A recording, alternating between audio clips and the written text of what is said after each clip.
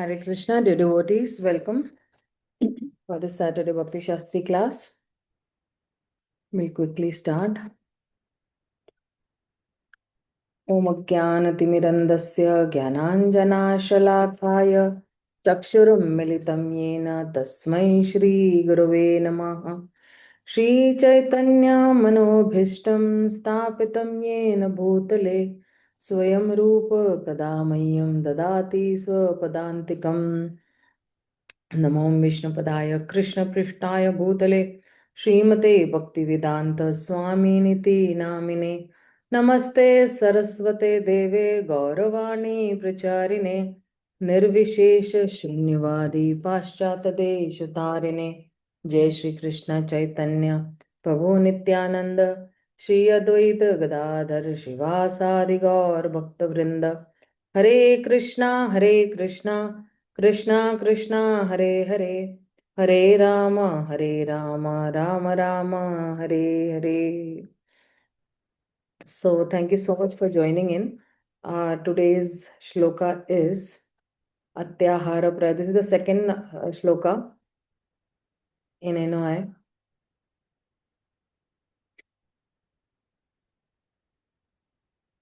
Atyahara Prayasascha. You can repeat after me if you wish to.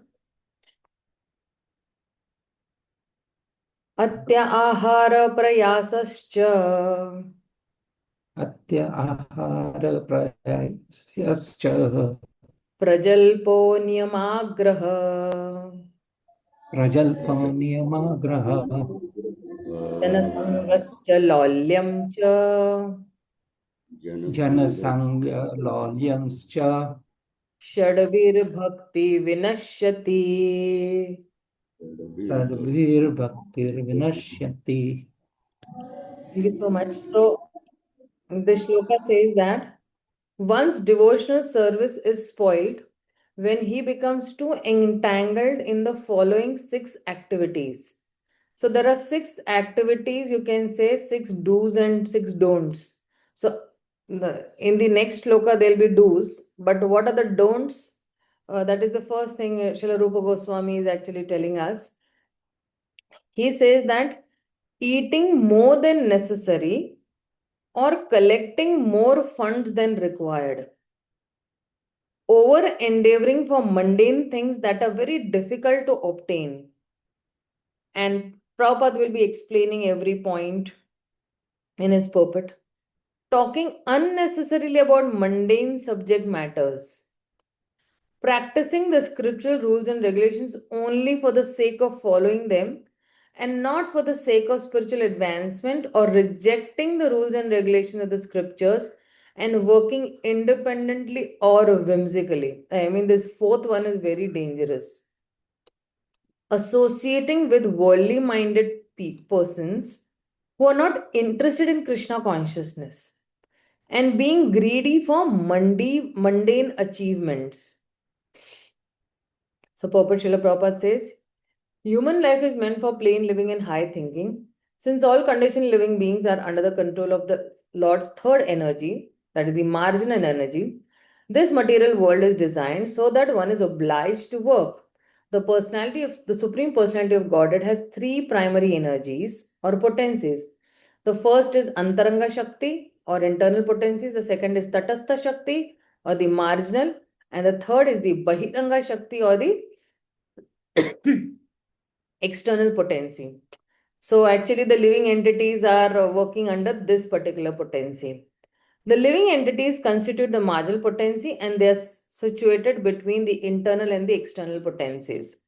Being subordinate as eternal servants of the Supreme Personality of Godhead, the Jivatmas or atomic living entities must remain under the control of either the internal or the external potency. When they are under the control of the internal potency, they display their natural constitutional activity, namely constant engagement in the devotional service of the Lord. In the Bhagavad Gita, 9th chapter, 13th shloka, Krishna says that Mahatmanastu maam partha daivim prakritim ashrita bhajanti ananya manoso gyatva bhutadim avyayam. O son of Pritha, those who are not deluded, the great souls are under the protection of the divine nature. They are fully engaged in devotional service because they know me as the Supreme Personality of Godhead, original and inexhaustible. So if you see over here, Prabhupada is actually talking about those who are under the internal energy of the Lord. They are into their original constitutional position. They know that they have to do Shravanam Kirtanam, and which is very naturally, you can say Swabhaviki, which comes very naturally for them because they are constantly, engaged. And those who are doing Shravanam Kirtanam very strongly, then they are placed under the internal energy of the Lord, and worshipping Krishna or serving Krishna or loving Krishna becomes very much easy for them and becomes very natural for them. And that is why Prabhupada is quoting this particular Bhagavad Gita shloka, that because they are fully engaged in devotional service, they know me as the Supreme Personality of Godhead, original and inexhaustible. The word Mahatma refers to those who are broad minded and not cripple minded. We have seen this in Bhagavad Gita 2.7. Cripple minded persons always engage in satisfying their senses, sometimes expand their activities in order to do good for others through some ism like nationalism, humanitarianism, and altruism. They may reject personal sense gratification for the sense gratification of others, like the members of their family, community, society, either national or international. So, if you see those who are cripple minded, those who are not broad minded, then they are actually completely into, serving different types of people and different isms and all. And either it could be, their own family or their community or society or nation. Actually, all this is extended sense gratification from personal to communal to social. This may this may all be very good from the material point of view, but such activities have no spiritual values. The basis of such activity is sense gratification, either personal or extended. When a person gratifies the senses of the Supreme Lord, can be called a Mahatma or a broad minded person. So, we have seen in the Bhagavad Gita also that when we are gratifying our own senses, then we are not connected actually. And even in NOD, we have seen, right? That whenever we actually try to serve the master of the senses, Rishikena Rishikesha Sevaya Bhakti Ruchyate. So that particular bhakti is Uchyate. But if I'm trying to gratify my own senses, then it's no good for me. In the above verse, the Bhagavad Gita, from the Bhagavad Gita, the words Daivim Prakritim refer to control of the internal potency or pleasure potency of the Supreme Personality of Godhead. This pleasure potency is manifested as Śrīmatī Rādhārāṇī or her expansion Lakshmi, the goddess of fortune. When the individual Jiva souls are under the control of the internal energy, their only engagement is the satisfaction of Krishna or Vishnu. This is the position of a Mahatma. If one is not a Mahatma, then is a Duratma or a cripple-minded person. But we cannot tell people, you're all Duratmas. You cannot tell that way, but you have to be respectful. Such mentality, crippled Duratmas are put under the control of Lord's external potency, Mahamaya. So we know that there are two Mayas. One is the Yoga Maya and one is the Mahamaya. Yoga Maya actually is in the spiritual world, and her service is that she draws the living entities towards Krishna. And over here is Mahamaya, and her service is that she draws people away from Krishna. These are the two functions. This is one of the major functions of Mahamaya and Yoga Maya. In the spiritual world, Yoga Maya actually arranges everything for Krishna and Radharani so that they both come close to each other, and serving them, the others also come close to Radha and Krishna. Indeed, all living entities within this material world are under the control of Mahamaya, whose business is to subject them to influence of threefold miseries, Adi Daivik, Adi Bhautik, Adi Adhyatmik. Right? And Daiva Bhutatma Hiteva, the conditioned soul subject to these three miseries by the control of the external energies suffer various difficulties. The main problem confronting the conditioned soul is repetition of birth, death, old age, and disease. This is the biggest problem for us right now.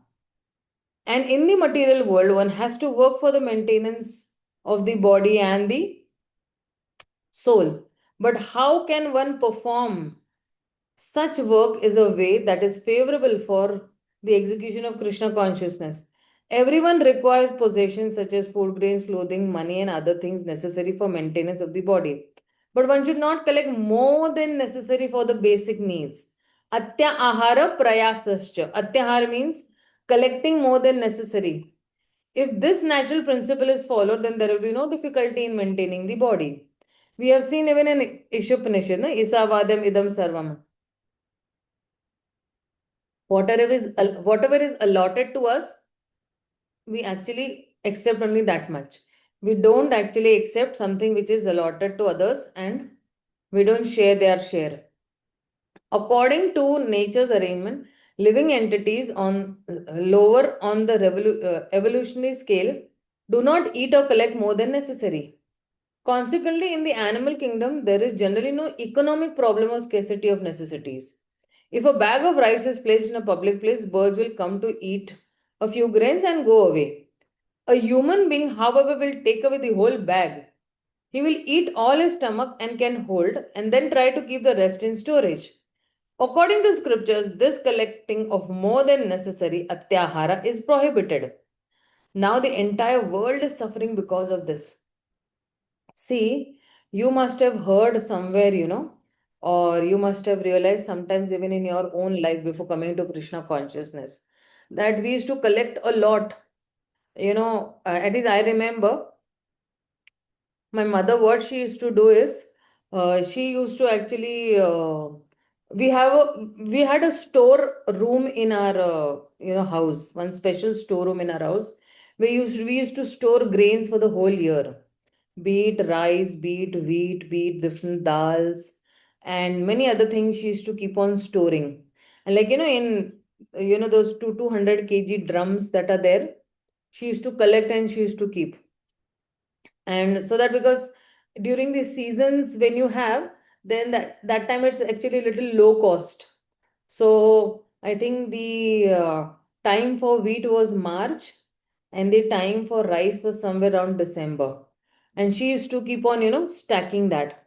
And we used to always wonder why she doing that. She used to always tell us that no, this time it's very low cost, and you get the same type of wheat if you buy, or the same type of rice throughout, and you get it at a little lower cost also. So, and that's how she used to, stack it. And I used to always wonder what is the use, in stacking so much. We can always get monthly. And after coming to Krishna consciousness, then she stopped actually after hearing this particular shloka, that why collect more than necessary as such. So, because of too much of collection, then what happens is that our whole consciousness actually gets drifted away. Instead of thinking about chanting the holy names of the Lord, or instead of serving the Lord, what we try to do is we keep on collecting more and more and more. And to collect more and more, we have to work more and more. We endeavor more and more. It becomes actually into a cyclic loop. And that is why people actually suffer. Collecting and eating more than necessary causes prayasa or endeavor. See, to collect, you need to do some endeavor, right? Either you earn, or you earn it, or you actually work very hard for it. By God's arrangement, anyone in any part of the world can live very peacefully if he has some land and a milk cow. See, I really believe in Prabhupada's this particular sentence. I have a lot of faith in this sentence of Prabhupada, that only one land or one small piece of land is required and one cow is required. There is no need for man to move from one place to another to earn a livelihood. For one can produce food, grains locally, and get milk from the cows. that can solve all the economic problems.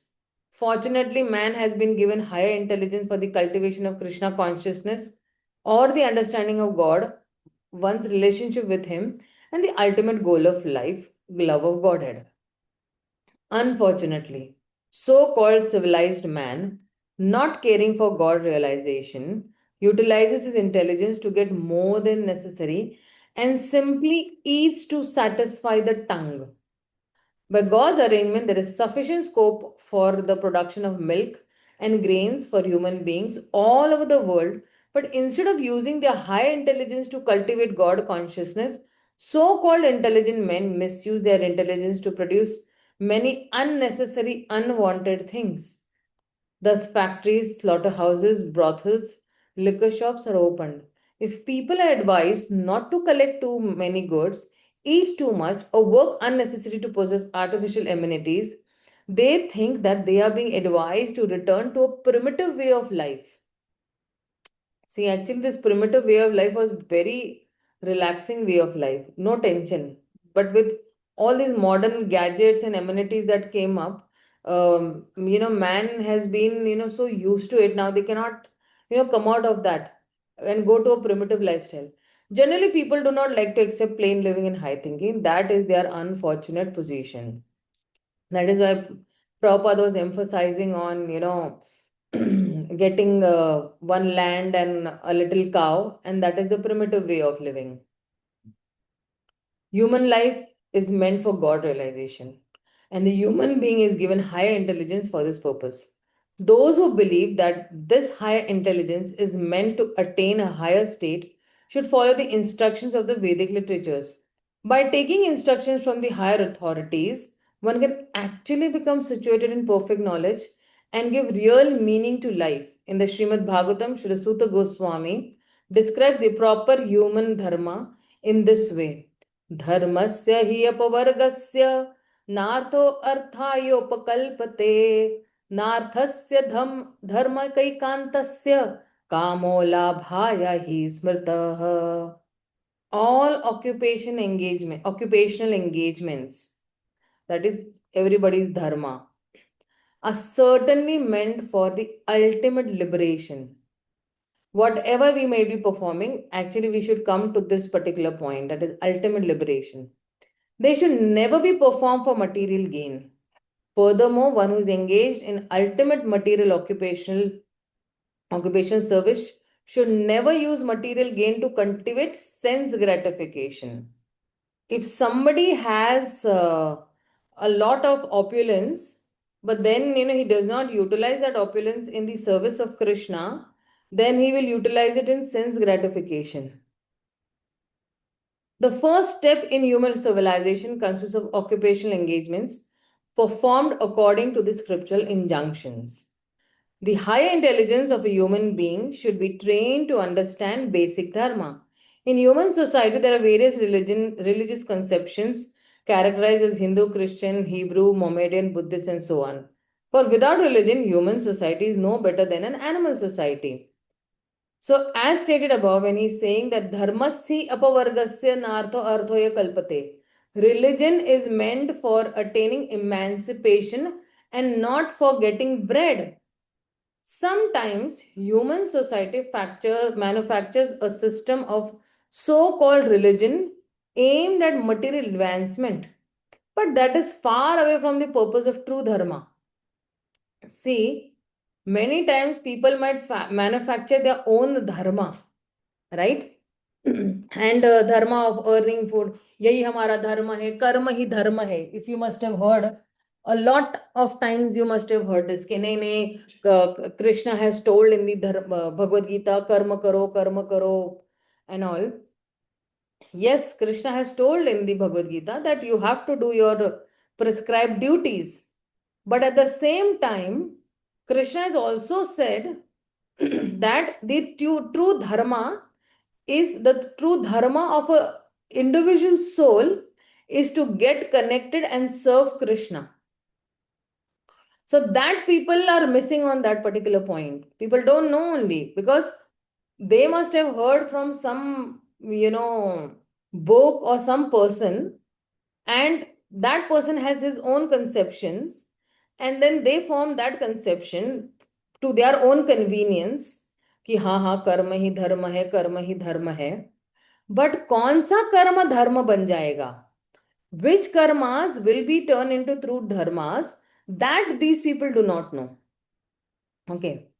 So religion entails understanding the laws of God, because the proper execution of these laws ultimately leads one out of material entanglement.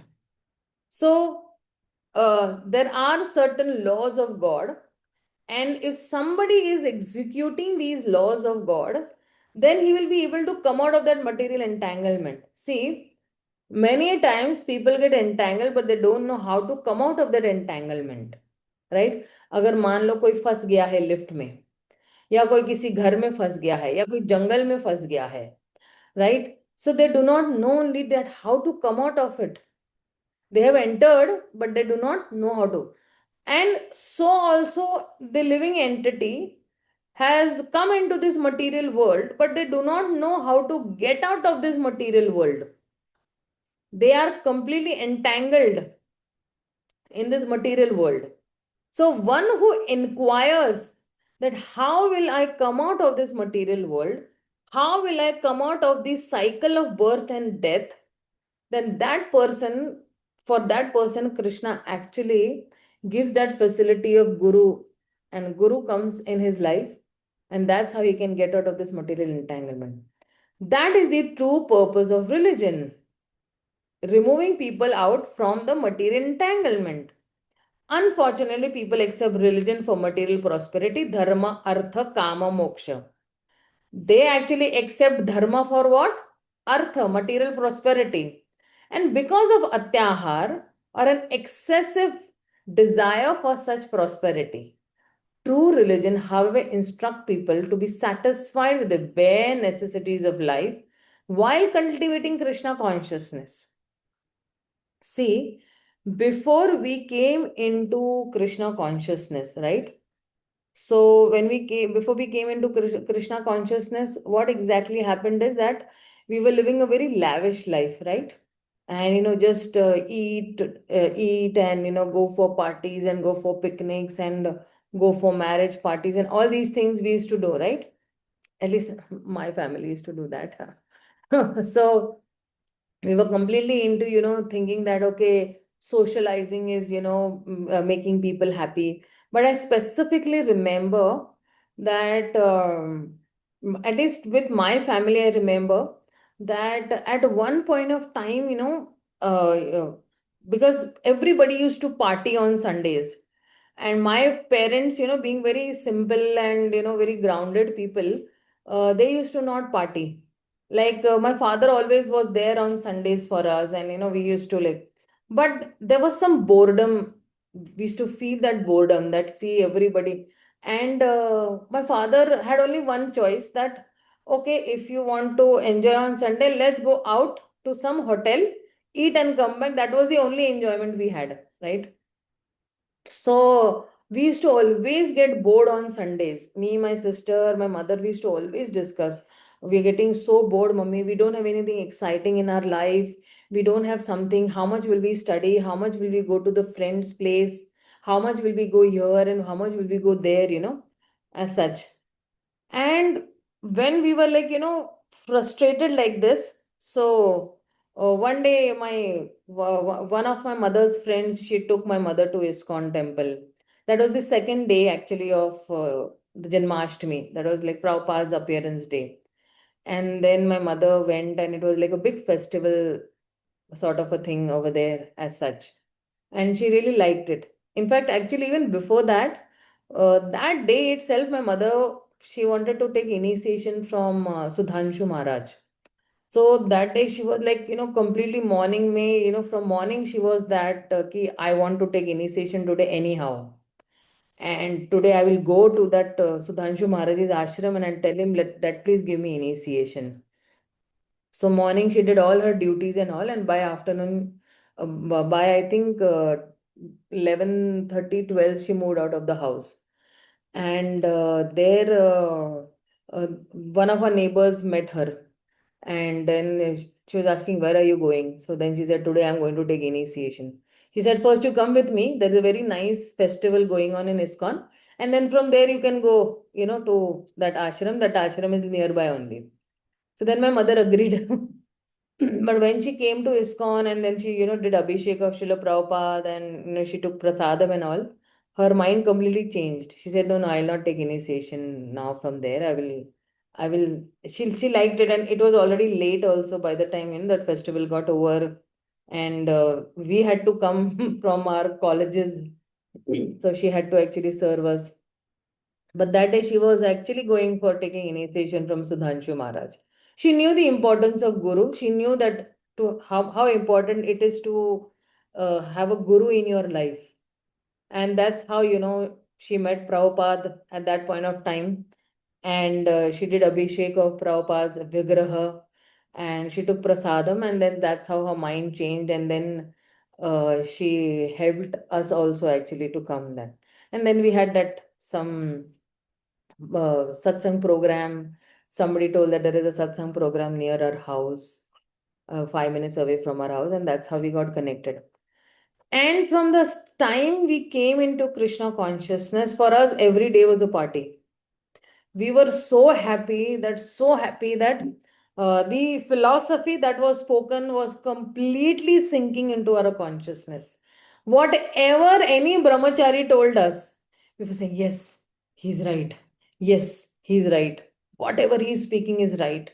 Because see, he was speaking from authority. He is speaking from the Bhagavad Gita. He's repeating the words of the authorities. Then definitely it is going to sink into the consciousness of any person.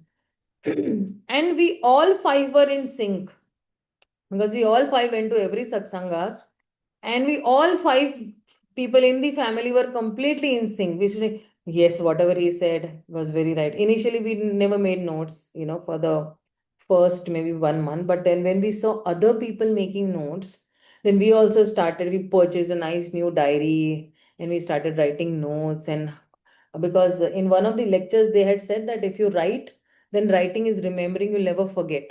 Because there was a question asked over there that time that whatever we are hearing, we are forgetting. Then that Prabhuji actually, actually, it was who I'll tell you also. It was Premidi Prabhuji who told that writing is remembering. If you write, you'll remember, and you'll remember for a lifetime. You will never forget because 3 times revision ho raha hai aapka. And if you go and speak those same words to somebody, then it is completely locked into your consciousness. And that's how, we actually were realizing that, see, this material prosperity was completely boring for us. We never actually, desired for this material prosperity as such. And these material things also made us completely bored as such.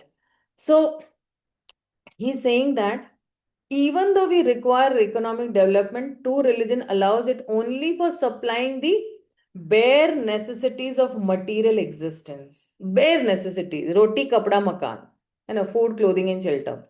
Jivasya tattva jigyasa. The real purpose of life is to inquire about the absolute truth. And then what do we go and do in front of our spiritual masters also, na? Tad vidhi pranipatena pariprashnena sevaya. Upadekshite jnanam jnaninas tattva darshinaha. So when we go also in front of our spiritual masters, we inquire, right? We try to serve them, and we try to inquire, be submissive, and we try to serve them also. Now, why we try to do these three things is because he is Jnaninas Tattva Darshinaha. He has seen the absolute truth. He has realized the absolute truth. Whatever he is speaking from his own realizations. If a person is not speaking from his realizations, then it is only information to the general public. And that general public will never have any transformation. So it will be only information given, but no transformation to the general masses as such. But if somebody who's realized person, he's walking his talk, he's living by whatever he is saying, then the general mass will have some effect, and there'll be a transformation in the hearts of the general public. Otherwise, just this will be like, information given to people. If our endeavor is not to inquire about the absolute truth, we will simply increase our endeavor to satisfy our artificial needs. What are the artificial needs? Economic development and, sense gratification will be the artificial. A spiritual aspirant should avoid mundane endeavor. Too much of earning money, too much of collection, too much of, wealth collection, or too much of investment somewhere in some place that way. Another important amendment is prajalpa, unnecessary talking. Atyaharasa prayasascha prajalpa niyam agraha. So prajalpa means talking unnecessary. When we mix with a few friends, we immediately begin talking unnecessary, sounding like croaking toads. We should talk about Krishna consciousness movement. See, when two friends meet in the temple, what will they talk? They'll talk about Krishna only, right? Whenever we meet our friends, the first thing we should ask is, because if we are well-wishers, we should ask, okay, how many rounds you have completed today? What have you read today? Tell me something. I would like to listen whatever you have read. है ना? And sometimes what happens is with people, when we ask such questions, they feel very ashamed that, hey, you know what? Somebody is there to ask me that how many rounds have I completed? I have completed only maybe 10 rounds today. And see, here I am for doing prajalpa. Or I haven't read, anything from the Shastras today. What will I go ahead and tell also? So these are the things we should inquire with our friends. Not to put them down, but to help them. To help them and make them realize that, see, uh, see, what is the thing is that at least what I used to always feel is that I have to be an instrument in pushing this movement forward in any capacity that I can. And for me, I felt that, studying Shastras is one way where I can push this movement forward, because that is into my, that is into my boundary. Being a woman, okay, that comes into my boundary. That yes, through teaching, I can go ahead and push this movement forward, or through book distribution, I can go ahead and push this movement forward. So, as sadhakas, and as our spiritual duty towards our spiritual masters, what we should do is we should every day, when we're studying Shastras, or every day we should contemplate that what are the ways in which I can push this movement forward. Because Prabhupada is not there. Now, if you see, Prabhupada disciples also are, unmanifesting themselves from this earth planet. Now, who is left is the next generation. We are the next generation who is actually left, right? And because we are the next generation who is left right now, so we have to be very much cautious enough that how will we take this movement forward. Srila Prabhupada has said that 10,000 years this movement will last. But what is my contribution in this movement, this most compassionate movement? And what will be my contribution in this for spreading this movement? It could be you could be preaching 101 also, no problem, but still we are pushing, right? You are influencing people. If you are, inspiring people to take up to Krishna consciousness, even one person, if we are influencing, no problem, we cannot compare the ant and the elephant. The ant has her own capacity, and the elephant has his own capacity to lift up things and to do many other things. Or the squirrel has a capacity and the elephant has a capacity, or the lion has a capacity, right?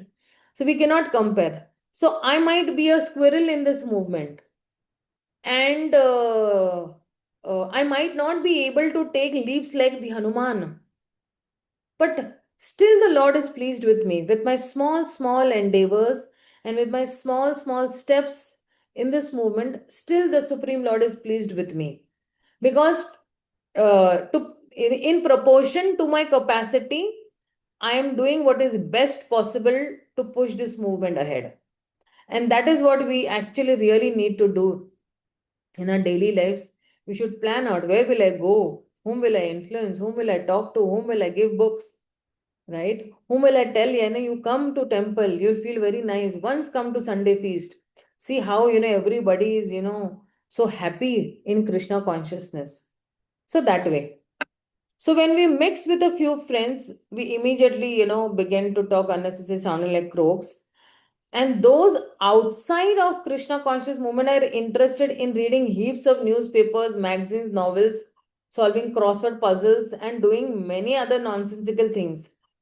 If you see many retired people, okay, senior citizens I'm talking about, they are completely bored with their lives. They don't have anything to do. Why? Because we have not we have not been uh, we have not been efficient enough to go ahead and spread Krishna consciousness. And actually, responsibility is on us that we failed in our endeavors to reach out to people and make them Krishna conscious. And that is why, see, people are doing all these nonsensical things, reading magazines and newspapers. And nowadays, in those times, Prabhupada के time पे they had newspapers and magazines and novels. But now, in today's world, what we have: Facebook, Twitter, YouTube, Shorts, and Instagrams, and so many things, right? And why are people looking out for some artificial sense gratification or artificial happiness in the scrolling business? Why is the youth of today so much engrossed with Facebook, Instagram, and Twitter? This is completely nonsensical, according to Srila Prabhupada. So, in this fashion, people simply waste their valuable time and energy. Imagine somebody scrolling YouTube for 2 hours. 2 hours he could have chanted and अपनी आत्मा का कल्याण किया होता ना. In the Western countries, old men retired from active life play cards, fish, watch television, and debate about useless social political schemes. He should have done this and he should have done that, and this president should have done this and that president should have. All these other frivolous activities are included in Prajalpa category. Intelligent persons interested in Krishna conscious should never take part in such activities. We never take part in all these idling, idling, activities like playing flashcards or going for fishing or just watching television for hours and hours and hours. So Prabhupada is saying that does not take part in any such activities. Watching television nowadays is also prajalpa only, because what are we doing? We are hearing all nonsense of all parts of the world, or seeing a movie which is really not connected to our lives.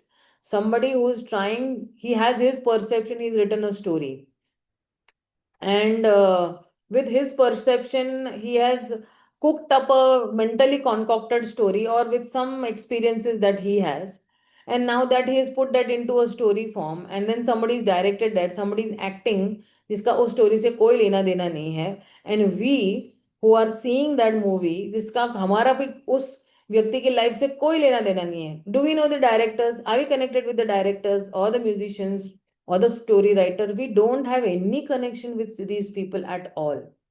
And what we do, we go ahead and see a particular movie in a theater or maybe on some channels as such, where we are really not connected at all, and we're just wasting our sheer time.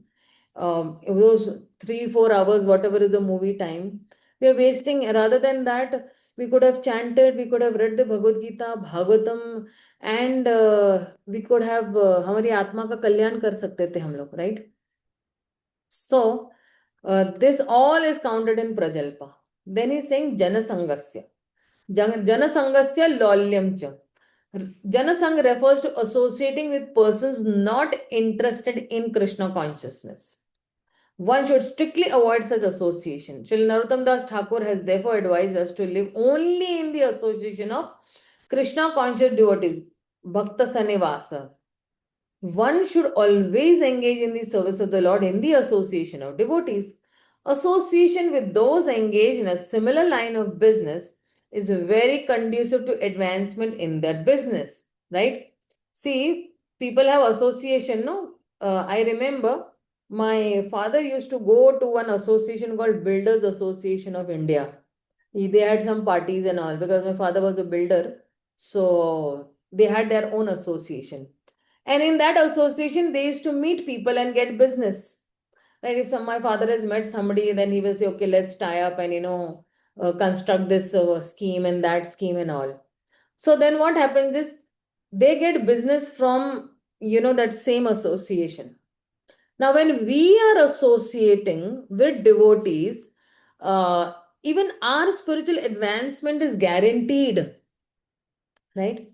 If we go and associate, like for these builders association, their advancement, when they come in association with these builders, it is guaranteed. They will, have some schemes and they will have some, other delightful parties and all that other things, for their own business as such. So that was conducive for business people or those who are into property dealing and construction and all. Now, we are also actually, when we also, as devotees who are like minded people, we also, when we come together in association, then it is very good or it is very favorable for our advancement in our Krishna consciousness. On a daily basis, when we take association of devotees, if somebody is staying in a very remote area, that's a very different story. He can definitely take association of Srila Prabhupada's books and tapes and all these things are there. But physically, very important to take the association of devotees. Why? Because when we come in association, and that time only our advancement is guaranteed. Sitting at home, it is very difficult for advancement.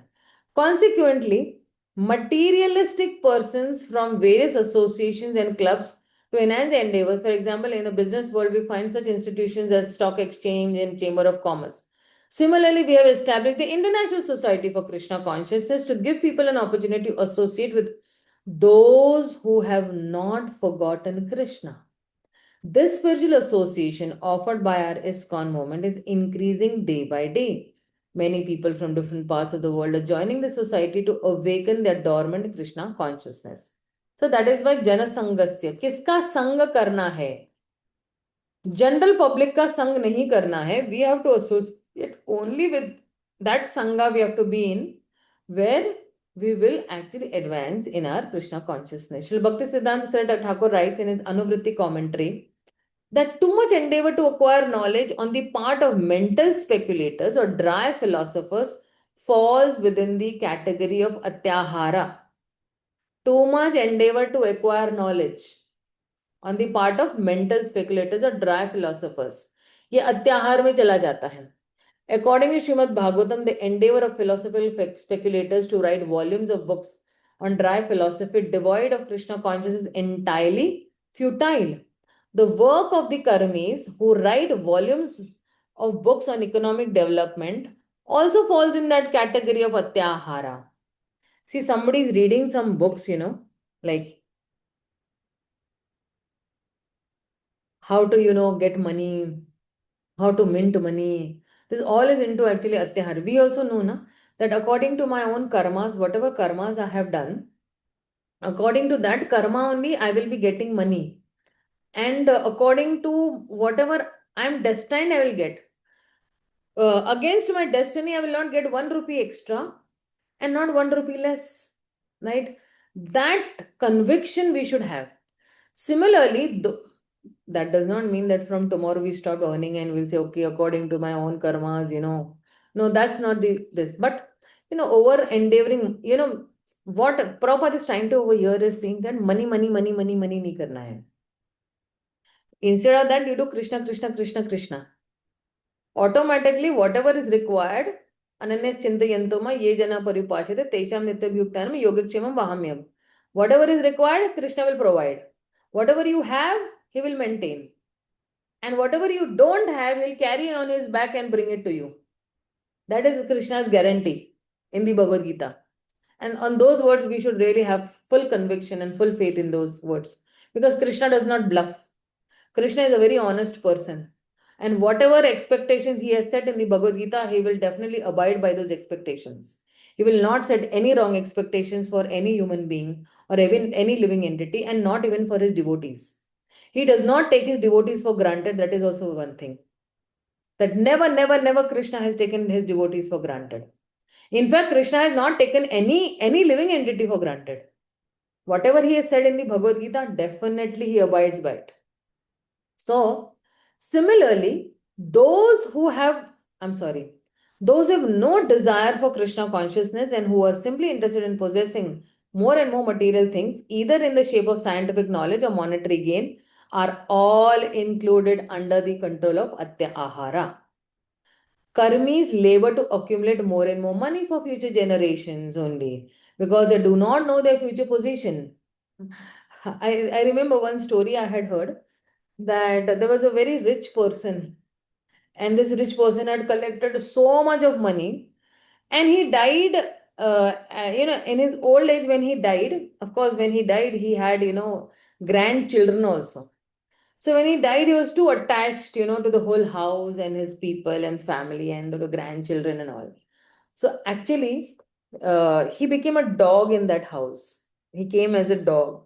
And now imagine, sometimes even in the house, dogs, how they are treated.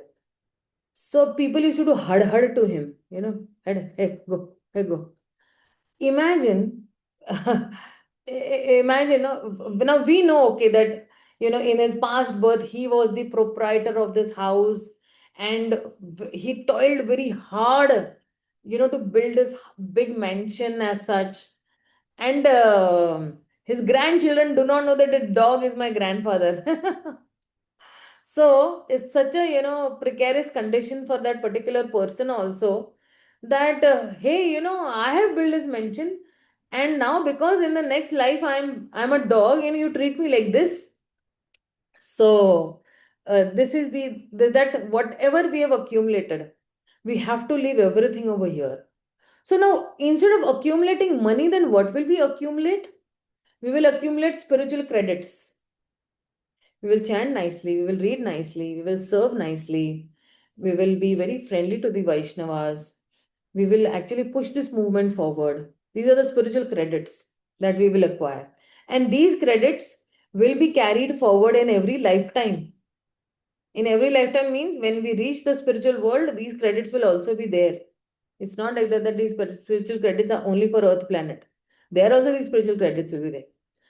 Interested only in getting more and more money for their sons and grandsons, such foolish persons do not even know what their position is going to be in the next life. There are many incidents that illustrate this point. Once a great karmi accumulated vast fortune of his sons and grandsons, but later on, according to his karma, he took birth in a cobbler's house located near the building which in his previous life he had constructed for his children. It so happened that when this very cobbler came to that former house, his former sons and grandsons beat him with shoes. Unless the karmis and gyanis become interested in Krishna consciousness, they will simply continue to waste their life in fruitless activities. Imagine this cobbler was beaten by his own people only in the next life. Accepting some scriptural regulations for immediate benefit and what is this? Utilitarians advocate, means to just utilize it for your own sense gratification, is called niyam agraha, and neglecting the rules and regulations of the shastras which are meant for spiritual advancement is called niyam agraha. See, agraha means what? To eagerness to accept, and agraha means failure to accept. So sometimes for immediate benefit, we will actually accept. And जैसे ही हमारा काम हो जाता है, what we'll do? We will not accept and we will reject it. By addition of either of these two words of the niyama, rules and regulations, the word niyam agraha is formed.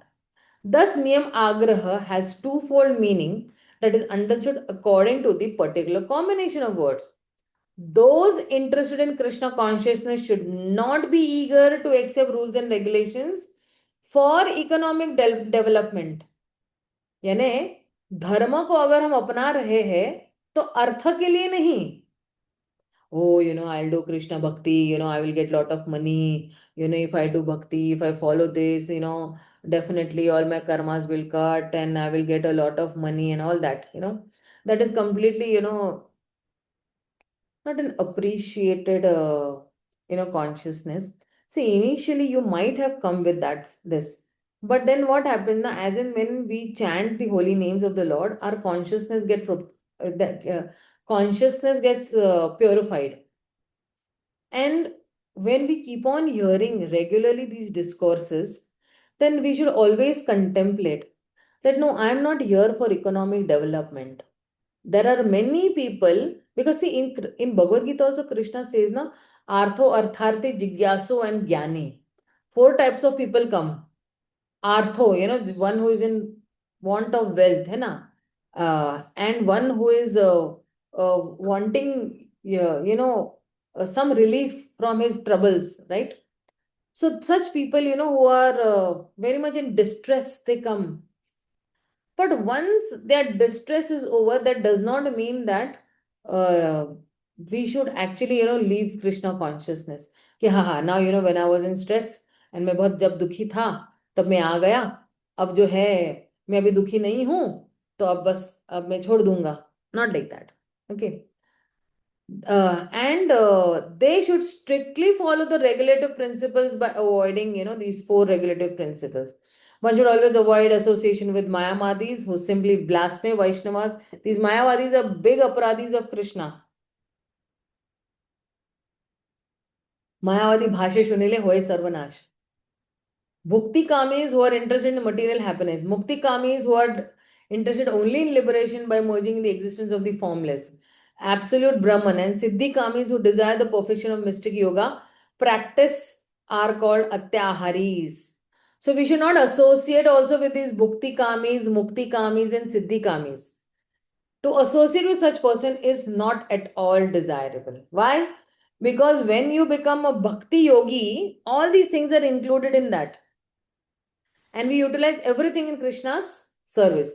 Desires to expand the mind by perfecting mystic yoga, to merge into the existence of Brahman, or to attain whimsical material prosperity are all included within the category of lolya, again greed.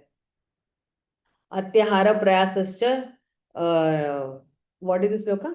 Atyahara prayasascha prajalpunyam agraha. Janasangascha lolyam cha. So this lolyam, Prabhupada is actually telling over here for us. So he's saying that Janasanga say finished. This comes under lolya. All attempts to accept such material benefits are so-called spiritual advancement are impediments on the path of Krishna consciousness. Lolya means to be greedy. Modern warfare waged between capitalists and communists is due to their avoiding the advice of Śrīla Rūpa Gosvāmī regarding Atyahara. Modern capitalists accumulate more wealth than necessary, and the communists, envious of their prosperity, want to nationalize all the wealth and property. Unfortunately, the communists do not know how to solve the problem of wealth and its distribution. Consequently, when the wealth of the capitalist falls into the hands of the communist, no solution results. Opposed to this, two philosophies. The Krishna conscious ideology states that all wealth belongs to whom? Krishna. Unless all wealth comes under the administration of Krishna, there can be no solution to the economic problem of mankind. Nothing can be solved. Lakshmi ko Narayan ki seva mein lagana hai. Nothing can be solved by placing wealth in the hands of communists or capitalists. If $100 bill is lying on the street, someone may pick it up and put it in his pocket. Such a man is not honest. Another man may see the money and decide to let it remain there, thinking that he should not touch any other's property. Although the second man does not steal the money for his own purpose, he is unaware of the proper use. लोगों को पता ही नहीं है कि अपने धन का सही इस्तेमाल कैसे करना है. The third man who sees the $100 bill may pick it up and find the man who lost it and deliver it to him.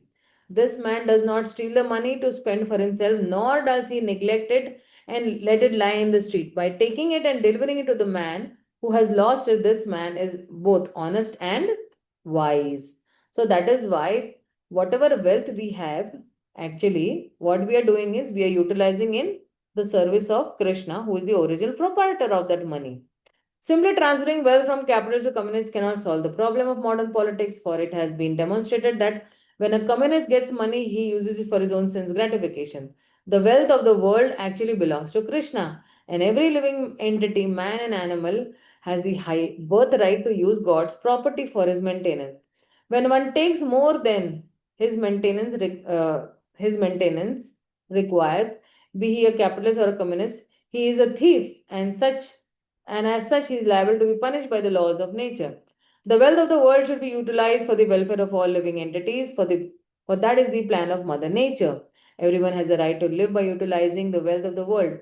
When people learn the art of scientifically utilizing the Lord's property, there will be no longer encroach upon another's rights. Then an ideal society can be formed. The basic principle of such spiritual society is stated in the first mantra, Isavasam idam sarvam yat kinja jagat Dhyamtena taktena bunjita ma gridakasya svidhanam. Everything animate or inanimate within this material world is controlled and owned by the Lord. One should therefore accept only those things necessary for himself which are set aside as his quota. And one should not accept other things knowing well to whom they belong to. Krishna conscious devotees know very well that this material world is designed by the complete arrangement of the Lord to fulfill the necessities of life for all living beings without their having to encroach upon the life or rights of one another. This complete arrangement affords a proper quota of wealth for everyone according to his needs, and thus everyone may live peacefully according to the principle of plain living and high thinking. Prabhupada in the beginning only had said in this only purport, plain living and high thinking. Unfortunately, materialists who have neither faith in the plan of God nor any aspiration for higher spiritual development misuse God given intelligence only to augment their material possessions. They diverse many systems such as capitalism, materialism, communism to advance their material position. They are not interested in the laws of God or in any higher goal. Always anxious to fulfill their unlimited desires for sense gratification, they are conspicuous by the ability to exploit their fellow living beings. All the time what they are doing, they are exploiting people. लोगों का शोषण कर रहे हैं. Too much of, you can say, uh, they try to, extract whatever is there from that person, and then they'll throw him out. After their work is done, they'll throw him there. When human society gives up these elementary faults enumerated by Śrīla Rūpa Gosvāmī Atyahara, all enmity will cease between men and animals, capitalists and communists, and so forth. In addition, all problems of economic or political maladjustment and instability will be solved. This pure consciousness is awakened by proper spiritual education and a practice offered scientifically by Krishna conscious movement. This Krishna conscious movement offers a spiritual community that can bring about peaceful condition in the world. Every intelligent man should purify his consciousness and rid himself of the above mentioned six hindrances to devotional service by taking wholehearted shelter of this Krishna conscious movement. So now we have understood that what is, atyahara, prayasascha, nemagraha, and we should help others also. See, many of us are following these things. Okay, maybe small parts में अभी भी हम लोग ने dedicated नहीं हुए हैं, but eventually, when we are hearing this, we will purify ourselves. But we should help others also to purify their consciousness. Now, these are the six don'ts. Let us see what are the six do's. So we go to the third shloka. Utsaha nishchayat dhairyat tat tat karma pravartanat sanga tyagat sato vritte shadbhir bhakti prasiddhati. Prasiddhati means one will advance and he'll become successful in his Krishna consciousness. And if you see the previous shloka over here, just give me 1 minute, okay. Shadbhir bhakti vinashyati, he is saying. Once bhakti will be destroyed if he is not following these six don'ts. But if he is following the six do's, then he will advance. So what are these six ones? There are 6 principles favorable to the execution of pure devotional service: being enthusiastic, being confident, being patient, acting according to the regulative principles, Shravanam, Kirtanam, Vishnu Smaranam, abandoning the association of non devotees, following in the footsteps of the previous acharyas. These 6 principles undoubtedly assure the complete success of pure devotional service. So, what Srila Prabhupada is saying over here, he's saying that devotional service is not a matter of sentimental speculation or imaginative ecstasy. Very important sentence this is.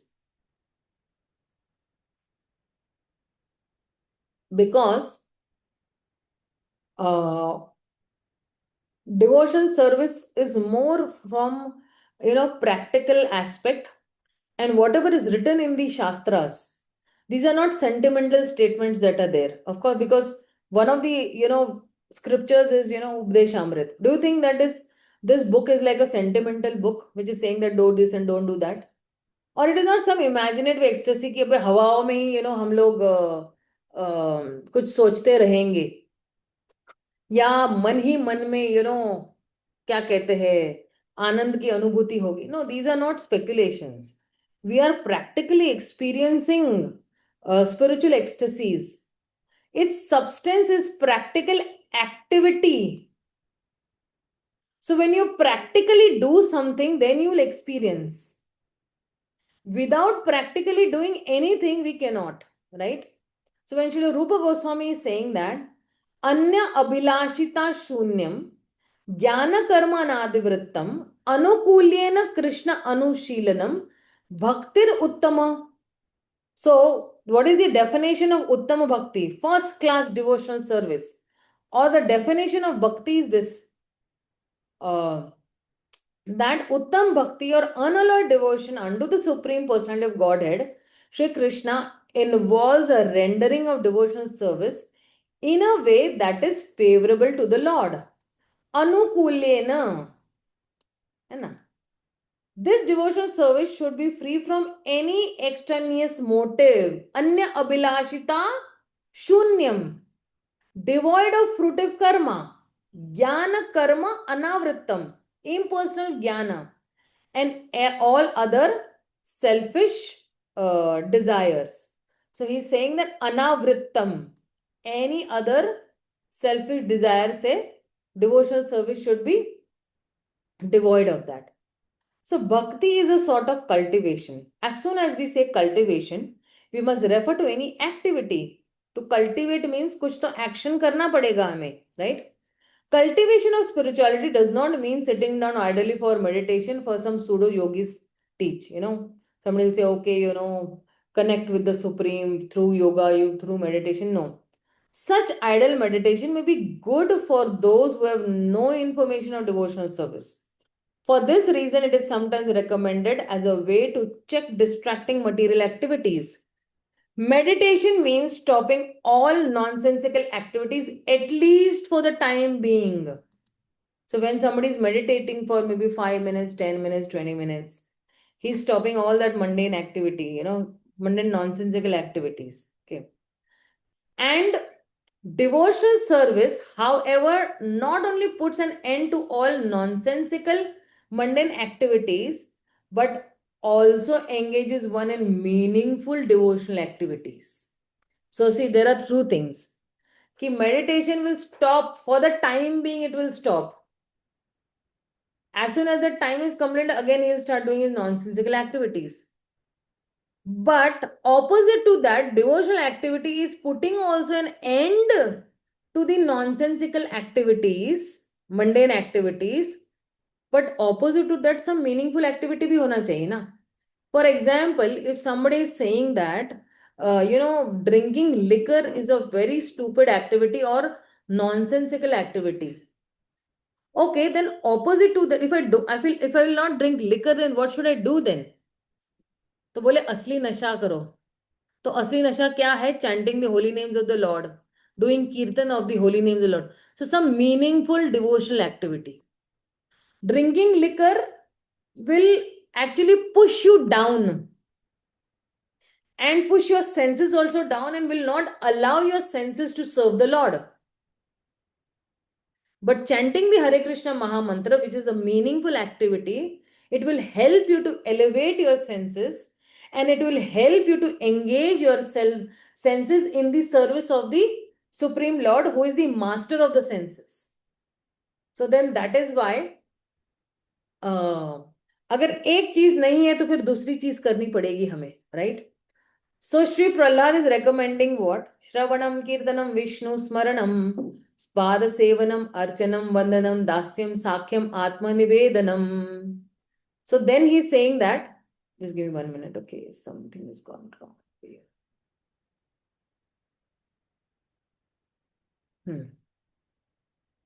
So then he's saying that Shravanam, Kirtanam, Vishnu, Smaranam, Pada Sevanam, Archanam, Vandanam, Dasyam, Sakhyam, Atma Nivedanam. The 9 processes of devotional service are as follows: hearing the name and glories of the Supreme Lord, chanting his glories, remembering the Lord, serving the lotus feet, worshipping the deity, offering obeisances unto the Lord, acting as the Lord's servant, making friends with the Lord, surrendering oneself fully, Atma Nivedanam, fully to the Lord.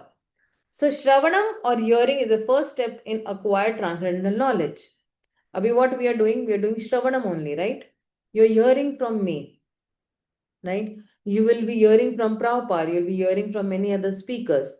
At the same time, if I am doing Kirtanam, I am doing Shravanam somewhere else, and that is why I am able to do Kirtanam. Without I doing Shravanam, I cannot do Kirtanam at all. जब यहां से ही नहीं enter करेगा तो यहां से क्या निकलने वाला है? So if somebody wants to speak, on based on shastras, then his shravanam has to be very strong. Like if you see, all our previous acharyas have done shravanam. Śrīla Rūpa Gosvāmī heard from Chaitanya Mahāprabhu. Śrīla Sanatana Goswami heard from Chaitanya Mahāprabhu, and that's how they started writing those books. Śrīla Prabhupada heard it from his spiritual master. Our spiritual masters have heard from Śrīla Prabhupada, and that is how they are able to speak. Prabhupada is able to write, right? Because he has sufficiently heard from his spiritual master. So, Shravanam is actually, one should not have, not give oral reception to unauthorized people. I will send you one video today. I actually, very heart touching video. I really liked it very much. And maybe I think I should show you that video. Give me 1 minute, okay? Very important video. Where was it? Did I share it with people or what did I do?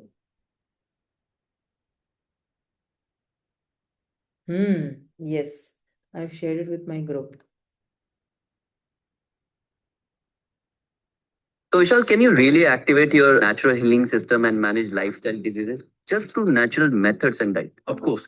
See, there are 3 things that you need to understand. आज तक ISKCON में हम लोग प्रभुपाद जी का appearance day disappearance ठीक से बना ही नहीं पाए हम लोग। गलत है ये। और इस चक्कर में हो क्या रहा है, हम लोग फिर बाहर के बाबाओं को सुन रहे हैं आज, क्योंकि बाहर के बाबा जी बड़ा अच्छा बोलते हैं, बड़ा अच्छा बोलते हैं, बड़ा अच्छा बोलते हैं, अच्छा बोलते होंगे। लेकिन रूप गोस्वामी बोलते हैं साधु संग करने की 3 क्वालिटीज हैं। सजातीय, क्या साधु संग होना चाहिए? सजातीय, हमें अपनी जात में सुनना चाहिए। हमारी जात क्या है? गौड़ीय वैष्णव इस्कॉन के अंदर, ये हमारी जात है।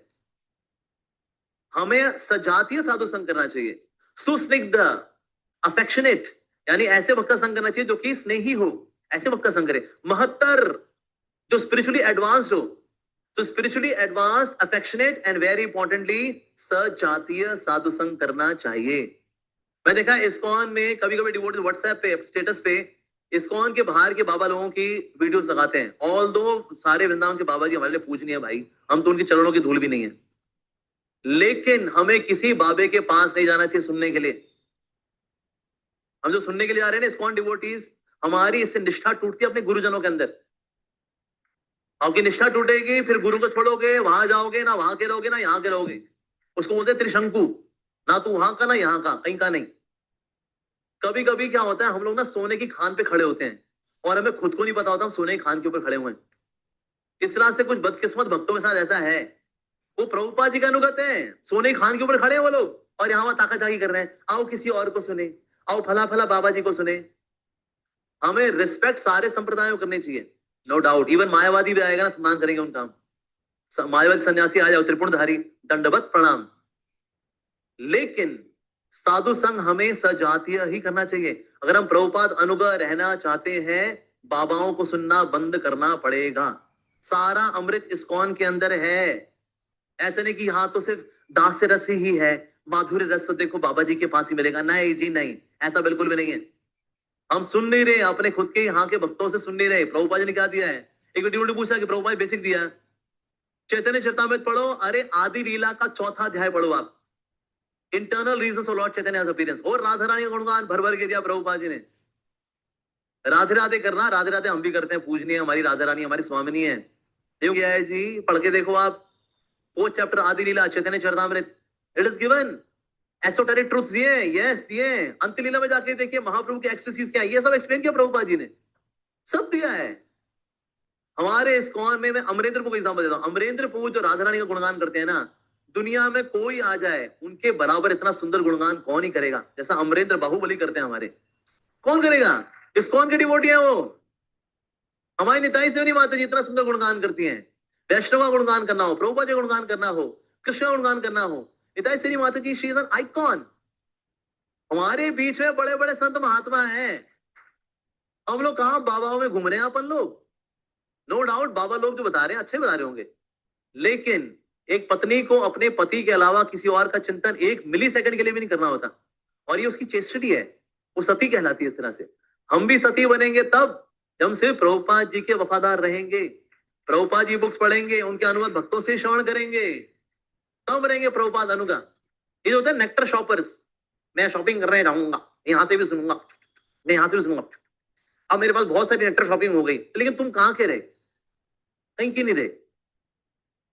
इसलिए जो किसी और बाबा का भक्त हमारे पास आए ना, हम कहेंगे भाई तो हमें मत सुन, तू अपने गुरु को ही सुन, तेरी निष्ठा तेरे गुरु में बढ़े। और हम भी अपने गुरुजनों से ही सुने, ताकि हमारी श्रद्धा पे हमारे गुरुजनों में बढ़े। ये जरूरी है। और हमारे पास सब कुछ है। जो गौड़ीय वैष्णव के पास है, विश्वास मानिए, जो गौड़ीय वैष्णव के पास है वो और किसी के पास नहीं है। और आपको तब पता लगेगा जब आप बुक से गुजर जाओगे ना, बड़ी बड़ी सारी किताबें, इवन इस्कॉन के बाहर की भी, ये पता लग जाएगा जो इस्कॉन के पास है, हम गौड़ियों के पास है, वो किसी के पास नहीं है। हमारे पास रस तत्व के आचार्य है रूप गोस्वामी, हमारे पास तत्व के आचार्य हैं श्री जीव गोस्वामी, रस और तत्व दोनों के आचार्य विश्वनाथ चक्रवर्ती ठाकुर, और इन सबका समावेश करने वाले हमारे श्रील प्रभुपाद जी। इतना कुछ है हमारे पास, हमको ही नहीं पता है। हम यहाँ कहाँ वहां यहाँ कहाँ जा रहे हैं अपन लोग, कुछ नहीं। तो इसलिए यूट्यूब में स्क्रॉल करते करते कोई बाबा जी आ जाए, फाइल आ गई, स्क्रॉल सुनने का नहीं है। फिर से बाबा जी आ गए, बाबा जी पाए लागे सरकार आगे स्क्रॉल। मैं सिर्फ इस्कॉन का ही सुनता हूँ बस, दैट्स इट। और ऐसा नहीं है एक तरह का फैनेटिज्म, अगर फैनेटिज्म भी है, इतना फैनेटिक होना बनता है। We should be little fanatic for Srila Prabhupada, तब हम प्रभुपाद अनुगत हो पाएंगे। नहीं तो यहाँ वहां तय करके सुन उनको रहे, यहाँ पर जय प्रभुपाद, प्रसाद यहाँ का खाना, सुनना वहां का। बदमाश number 1। Most working professionals are finding jobs the wrong way. They see a job So, post and they hit this the is apply what button. actually And they're then they trying to hope they say. get a call for an Okay. interview. If you are serious about building a high-paying... Sorry. So, this is what actually Amog Leela Prabhu is also trying to say, that we should not give any oral reception to unauthorized people. But always we should be very loyal enough to actually take information or the knowledge within ISKCON society itself. Because nowadays, if you see, in Vrindavan, people are very much attracted to, some different Babajis and different, so-called YouTube influencers and all. And they are not influencing people towards Krishna, they are influencing people towards others also. Yes, Sucharita, yes. Even Gaur Swami Maharaj used to get very angry when they said that Prabhupada didn't give anything higher than that. So, and what is our Amog Leela Prabhu is saying that only. That Chaitanya Charitamrita, read chapter 4. Everything Prabhupada has given, intimate everything. 3 external reasons and 3 internal reasons of Mahaprabhu's appearance. So, we should not say that Prabhupada did not give anything. Prabhupada has given everything. He's a Shaktivish avatar. Na bhuto na bhavishyata. Nobody has done this and nobody will be able to do also what Prabhupada has done actually. Writing 80 books in 11 years is not a joke at all. Establishing 108 temples in only 11 years is not a joke at all. We should have full faith in a Gauḍīya Vaiṣṇava sampradaya. Just for example, in South Indian, in South India, people have a lot of, they have a lot of mm, pride in their own kul. They take that we are from, Kayastha Brahmana and we are from this and they actually take a lot of pride in that. Or if you go in the north also, that they say that, oh, no, we are from Trivedi, Divedi and all these, sampradayas and all. So we should also actually take a lot of pride in our Gaudiya Vaishnava Sampradaya. We have come under Srila Prabhupada. We are Rūpanugas. When we saw the preface, we saw that the Krishna conscious movement is going under the direction of Śrīla Rūpa Gosvāmī. So we are Rūpanugas. And even before Rūpanugas, we are actually Prabhupada Anugas.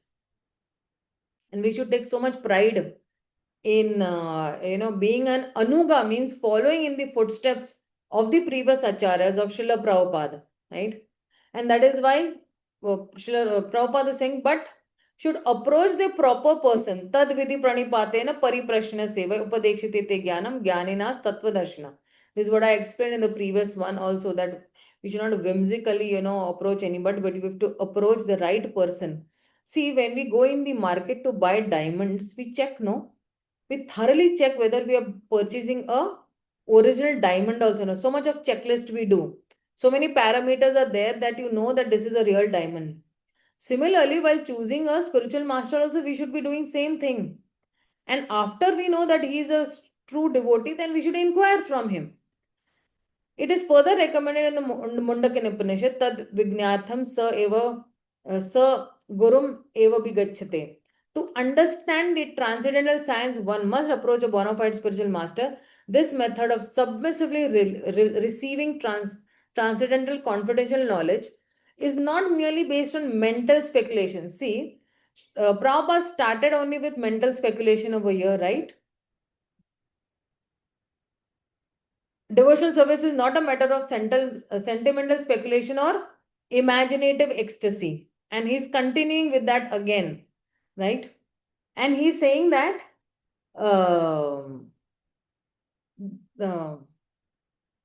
in this regard, Chaitanya Mahaprabhu told Rupa Goswami, Brahmande Brahmiti Kono Bhagyavan Jiva Guru Krishna Prasade Pai Bhakti Lata Bija. In course of transferring the universal creation of Brahma, some fortunate soul may receive the seed of Bhakti Lata, the creeper of devotional service. This is all by the grace of Guru and Krishna. Guru Krishna Prasade Pai Bhakti Lata Bija. By the mercy of Guru, by the mercy of Krishna, you receive Guru. And then by the mercy of Guru, then we actually receive Krishna. The material world is a place of confinement for the living entities who are by nature anandamaya. They are pleasure seeking. They actually want to be free from the confinement of this world of conditional happiness, but not knowing the process of liberation, they are bound to transmigrate from one species of life to another species, from another one planet to another. In this way, the living entities are wandering throughout the material universe. When by good fortune one comes in contact with a pure devotee and hears from him patiently, one begins to follow the path of devotional service. Guru ke paas agar koi aata hai, then he starts, he goes on that particular path. And that's how he's liberated. Such an opportunity is offered to a person who is sincere. The International Society for Krishna Consciousness is giving such a chance to humanity as large. If by fortune one takes advantage of this opportunity to engage in devotional service, the path of liberation immediately opens up. One should accept this opportunity to return home back to Godhead very enthusiastically. Without enthusiasm, one cannot be successful. Utsaha nishchaya dhairyat. Utsaha. So without enthusiasm, we cannot. See, even in, when he's saying that, even in the material world, one has to be enthusiastic in a particular field of activity in order to become successful. a student, a businessman, an artist, or anyone else who wants success in this line must be enthusiastic. If I want to become a doctor, I have to remain enthusiastic for those 5-6 years of my student life. If I want to be a cricketer, then for those 10 years, I have to be very, from the time I understand that I want to become a cricketer, then he has to be very enthusiastic. Every day morning, he has to reach the pitch or the ground at 6 o'clock. And it is like a tapasya, right? So, similarly, one has to be very enthusiastic in devotional service. So, if in mundane life, if somebody can be enthusiastic, then he can be enthusiastic even in devotional life. Enthusiasm means only action. ऐसा नहीं कि it is only words. Oh, I'm very enthusiastic. I'm very enthusiastic. I'm very enthusiastic about chanting. But I don't reach only Mangla Arati. I don't reach only during chanting time. I don't do only chanting during the Brahma Muhurat. What is the use of that enthusiasm? But action for whom? The answer is that one should always act for Krishna. Enthusiasm means only action, and that action is for whom? We are acting for only Krishna, not enthusiasm for anything mundane. Krishna artha khalya chetasa, for Krishna. In all phases of life, one has to perform devotional activities under the direction of spiritual master in order to attain perfection in bhakti yoga. It is not that one has to confine or narrow one's activities. Krishna is all pervading.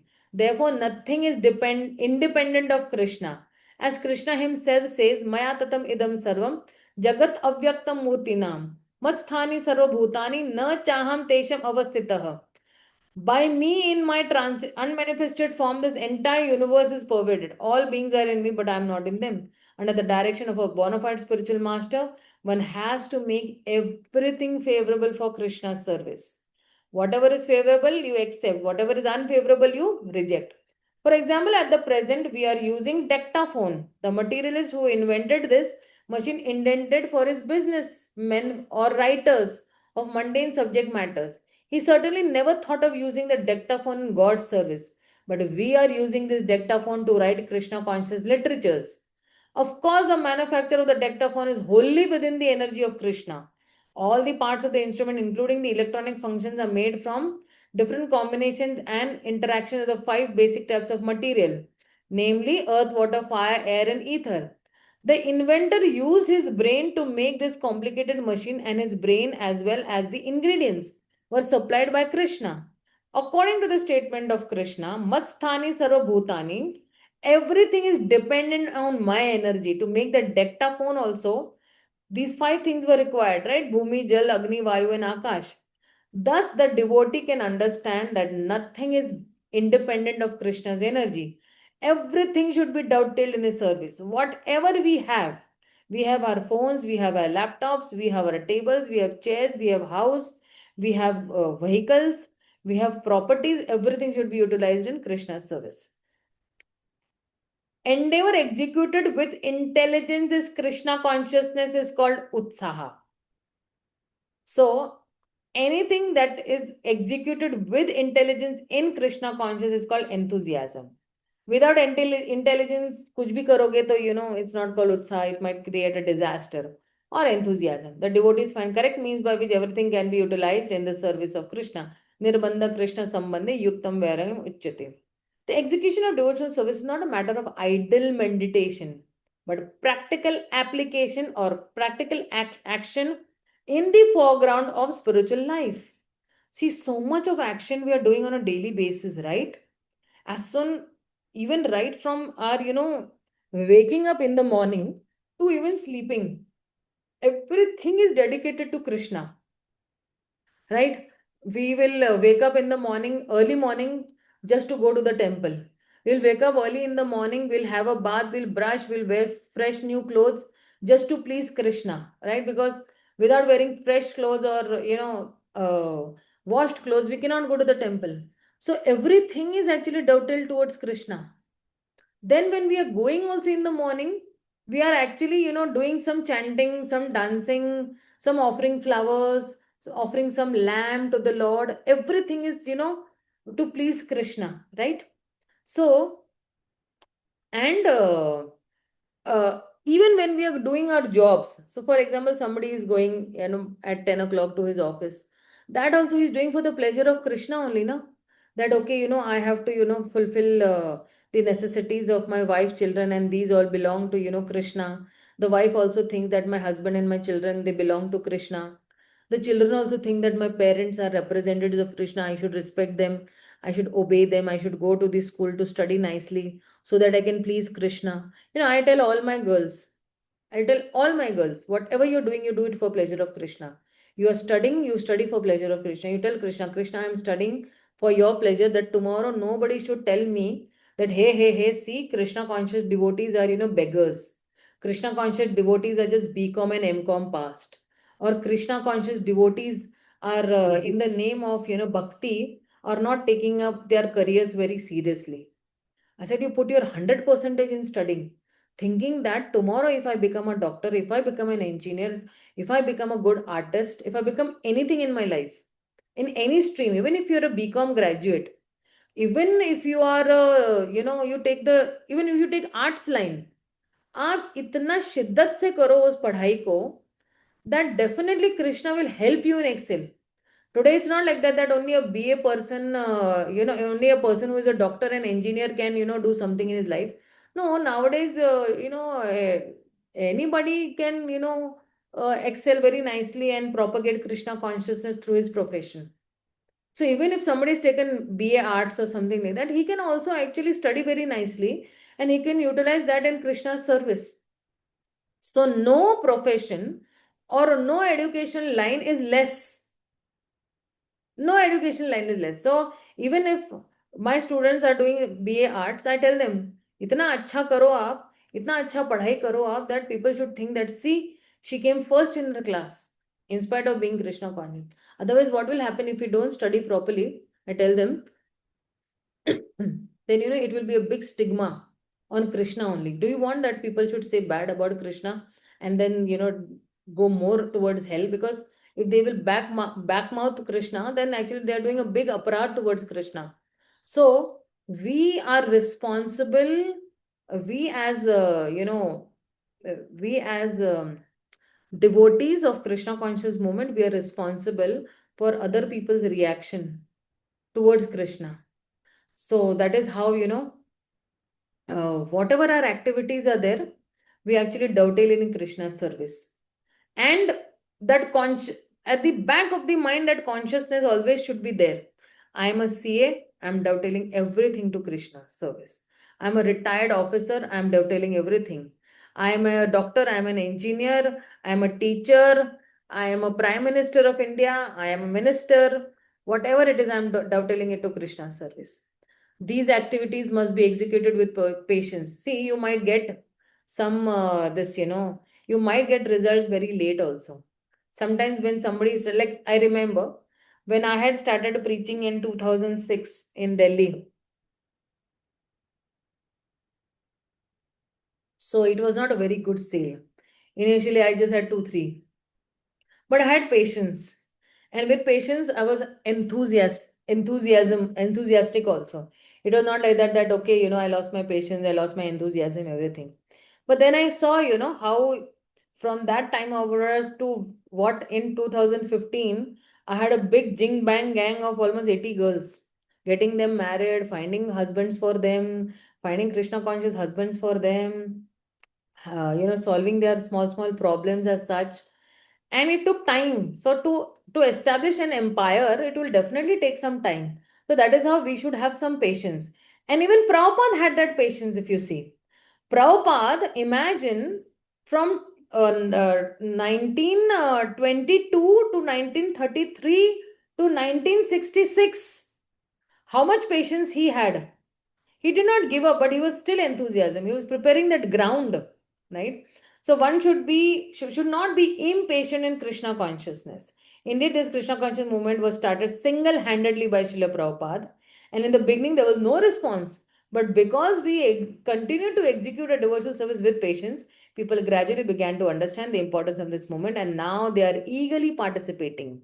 One should not be patient in discharging devotional service, but should take instructions from the spiritual master and execute them with patience. depending on the mercy of Guru and Krishna. See, sometimes Guru and Krishna know exactly when to give and what to give, where to give and how to give. They might not give immediate results, but slowly and gradually the results will come. For those who are advancing in, you cannot say day one you come to Krishna consciousness, I want to see Krishna. No, seeing Krishna is a process, and we need to follow that particular process. And then, if Krishna desires, right? If Krishna is pleased with our bhakti, Guru is pleased with our bhakti, then Krishna on his own accord, he will manifest in front of us. Like you cannot say the sun, please, now you rise. Midnight, 12 o'clock, you say, hey, sun, now you rise. I want you to come out. No, the sun will rise according to his own accord. Apni marzi se he will come. Right? Whatever is his stipulated time. Similarly, Krishna will appear in front of us according to his own desire and to the proportionate how much bhakti we are doing. The successful execution of Krishna conscious activities requires both patience and confidence. Newly married girl naturally expects offspring from her husband, but she cannot expect to have them immediately after marriage. See, if somebody who's got married, okay, she cannot expect that from day one, I'll become a mother. No, there is a process. It's a 9-month full process. Of course, as soon as she is married, she can attempt to get a child, but she must surrender to her husband, confident that her child will develop and be born in due time.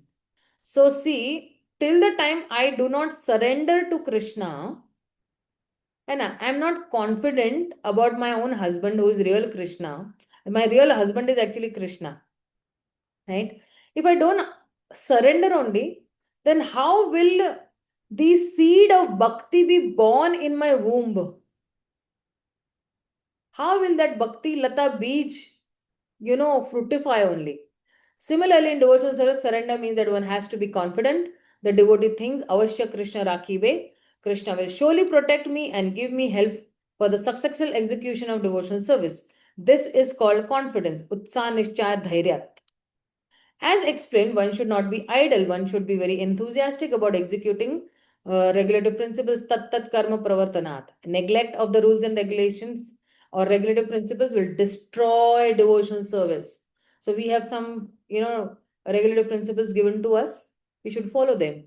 In this Krishna conscious movement, there are 4 basic regulative principles: forbidding illicit sex, meat eating, gambling, and intoxication. A devotee must be very enthusiastic about following these principles. If he becomes slack in following any one of them, his progress will certainly be checked.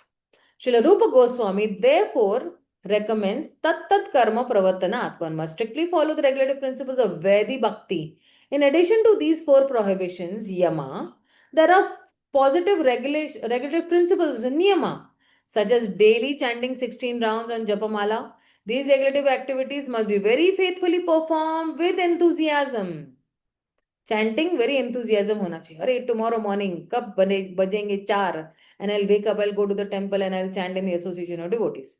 This is called tat tat karma pravartanat, or varied engagement in devotional service. Furthermore, in order to be successful in devotional service, one must give up the association of undesirable people.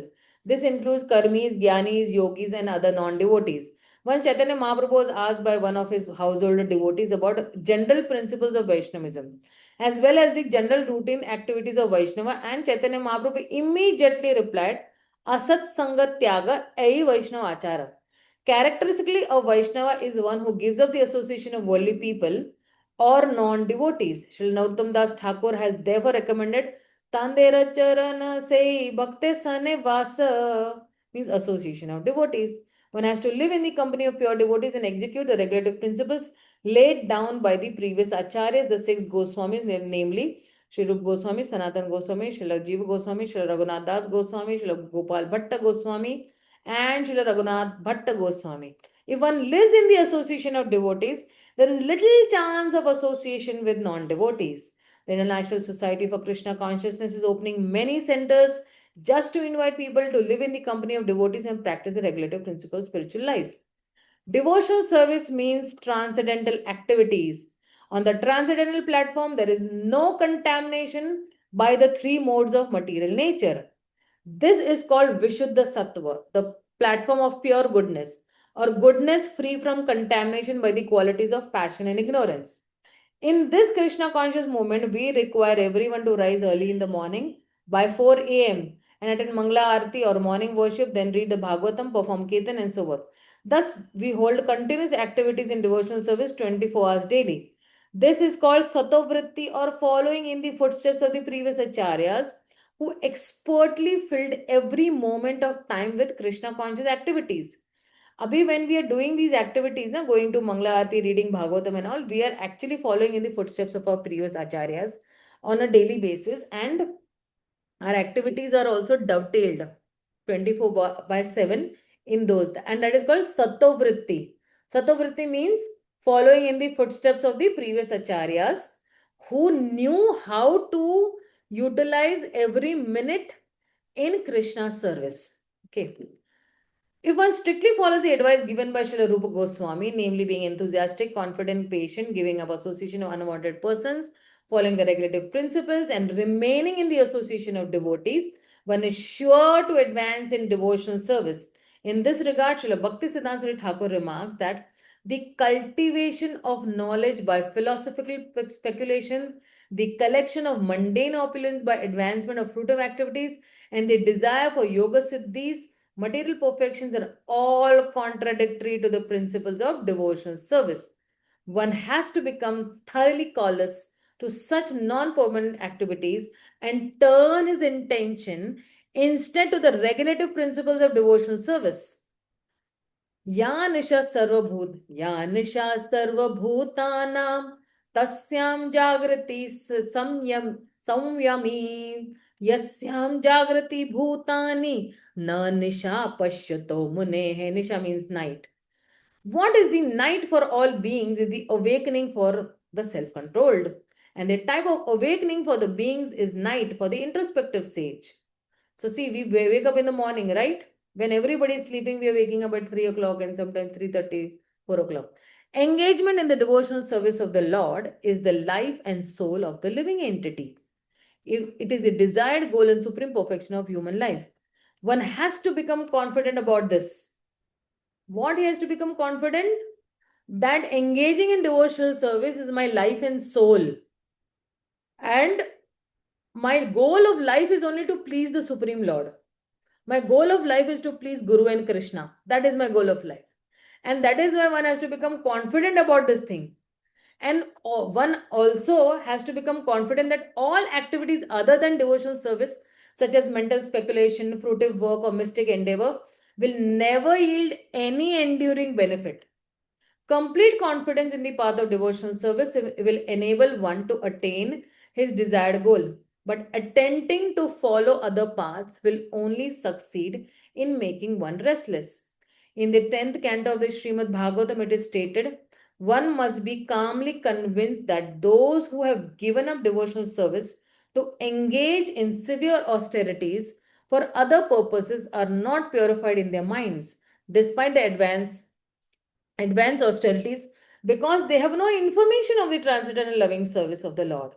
It is further stated in the 10th canto, all mental speculators and fruitive actors may perform great austerities and penance, but they still fall down because they do not have information about the lotus feet of the Lord. The devotees of the Lord, however, never fall down. The Supreme Personality of Godhead assures, Kaunteya pratijaneti namo bhaktya pranashyati. Declare it boldly that my devotee will never perish.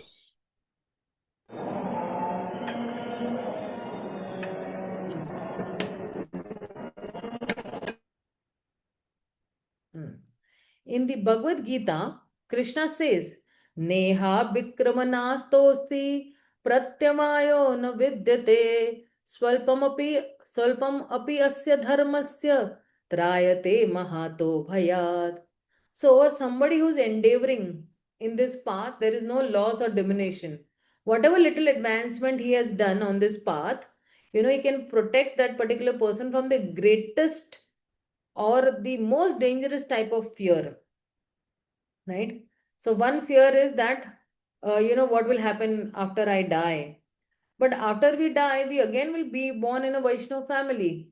If I have done some 20-30% of bhakti in this life, it will continue in the next lifetime. There's no loss in this. Devotional service is so pure and perfect that once having begun, one is forcibly dragged to ultimate success. If you have taken this path, you will be dragged to ultimate success. Sometimes a person will give up his ordinary material engagements and out of sentiment take shelter of the lotus feet of the Supreme Lord and thus begin the preliminary execution of devotional service. Even if such an immature devotee falls down, there is no loss on his path.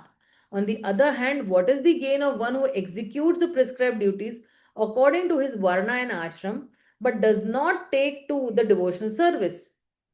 Although, see, somebody who's doing his prescribed duties very nicely, but he's not taking up to devotional service, then again it is very chance that he will fall down. Although fallen devotee may take his next birth in a low family, his devotional service will nonetheless resume from where he is left off. As I told, if you have left from 20%, you will continue from 21%. Devotional service is ahetuki apratiyata. It is not the effect of any mundane cause, nor it can be terminated by any mundane cause or permanently curtailed by any material interruption. Material interruption means actually death, okay? Or if somebody has gone into coma or something like that. Therefore, a devotee should be confident about his engagement and should not be very interested in activities of the karmi, jnani, and yogi. Again and again, Prabhupada is telling us we don't want to be karmis, we don't want to be jnanis, we don't want to be yogis. We only want to be bhaktas. There are certainly many good qualities among fruitive actors, philosophical speculators, and mystic yogis, but all good qualities automatically develop in a character of a devotee. No external endeavor is required. If you see this particular shloka now, यस्यति भक्तिर्भगवती अकिंचन सर्वैर्गुणास्तत्र समासते सुरा हरौ अभक्तस्य कुतो महाद्गुणा मनोरथे नासति धावतो बहि. He's saying all the demigods and the exalted qualities such as religion, knowledge, renunciation become manifest in the body of one who has developed unalloyed devotion for the Supreme Personality of Godhead, Vasudev. On the other hand, a person devoid of devotional service and engaged in material activities has no good qualities. Sometimes we find now, oh, she sings so nicely. Oh, wow, wow, he's such a good speaker. Oh, wow, he has done so much nice, but he has no good qualities internally. Even if he is adept at the practice of mystic yoga or honest endeavor of maintaining his family and relatives, he must be driven by his own mental speculation and must engage in the service of Lord's external energy Maya. How can there be any good qualities in such person? If somebody is serving Maya, उसके पास कैसे good qualities हो सकती है? That person who is serving Krishna will only have good qualities, right? So all good qualities of demigods manifest progressively. One is developed pure devotion service. I'm sorry. I am very sorry. What did I do actually? And he immediately is situated on the platform of transcendental life. However, one who engages in mundane activity, be he a so-called Jnani, Yogi, Karmi, philanthropist, nationalist, or whatever, cannot attain the higher stage of a Mahatma. He remains a Duratma or a crippled-minded person according to the Bhagavad Gita. Krishna says, Mahatmanastu mam partha devim prakritim ashritah bhajanti ananya manaso gyatva bhutadim avyayam. O son of Prutha, those who are not deluded, the great souls are under the protection of my divine nature. Daivim prakritim ashritah. They are fully engaged in devotional service, bhajanti ananya manosa, because they know me as the Supreme Personal Godhead, original and inexhaustible. Gyatva bhutadim avyayam. Right. Since all devotees of the Lord are under the protection of His supreme potency, they should not deviate from the path of devotional service and take to the path of karmi, jnani, or yogi. This is called utsaha nishchaya dhairya tat karma pravarnat. Enthusiastically executing the regulative activities of devotional service with patience and with confidence. In this way, one can advance in devotional service without any hindrance. So, we should have so much of faith, and faith will come only by associating with those who have faith, or those who have nishta, those who have firm faith. Then we will also have firm faith. And see, we are associating with Prabhupada, right? We are associating with Prabhupada through his books. And Prabhupada had firm faith in Krishna. That is why if you see, everywhere around the whole world within ISKCON, everybody has faith in Krishna. Everybody has faith in the six Gosvāmīs. Because until and unless we actually follow in the footsteps of the six Gosvāmīs, who is headed by Śrīla Rūpa Gosvāmī, we cannot advance. We cannot advance in spiritual life. And that is why we are called Rupanugas, Prabhupada Anugas. Why? Because even when we follow in the footsteps of Śrīla Prabhupada or the six Gosvāmīs, it's guaranteed that we'll advance spiritually and we will reach the spiritual world and serve over there Krishna. But this is a process. It takes some time. It takes a lot of, endeavor to surrender slowly and gradually with our own, backgrounds that we come from, or how we pick up to Krishna consciousness. That all depends on that. So I rest my speech over here. If anybody has any questions, doubt, queries, you all are free to ask me.